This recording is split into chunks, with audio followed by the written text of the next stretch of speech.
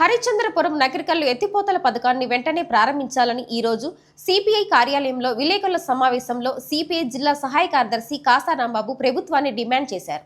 AP ముఖ్యమంత్రి చంద్రబాబు నాయుడు, మాజీ శాసనసభ స్పీకర్ కోడెల శివప్రసాదరావు శంకుస్థాపన చేసిన హరిశ్చంద్రపురం నగరికల్లు ఎత్తిపోతల పథకాన్ని పల్నాడు ప్రజల రైతాంగ జీవనాడని, అలాంటి పథకాన్ని పాలకులు నిర్లక్ష్యం చేయడం తగదని ఈ ప్రాజెక్టు ద్వారా పల్నాడు జిల్లా, ఉమ్మడి గుంటూరు, ప్రకాశం, బాపట్ల జిల్లాలో కూడా త్రాగు, సాగునీరు పుష్కలంగా లభిస్తుందని తెలిపారు.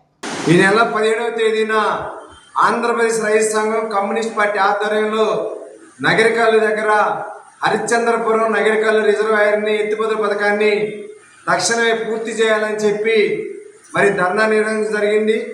అధికారుల దృష్టికి, అదేవిధంగా గతంలో ఉన్న ప్రభుత్వం కానీ అంతకుముందు ఉన్న ప్రభుత్వం కానీ మొత్తం కూడా అనేక సార్లు కలెక్టర్ గారికి వాళ్ళందరికీ కూడా అర్జీలు ఇవ్వడం జరిగింది.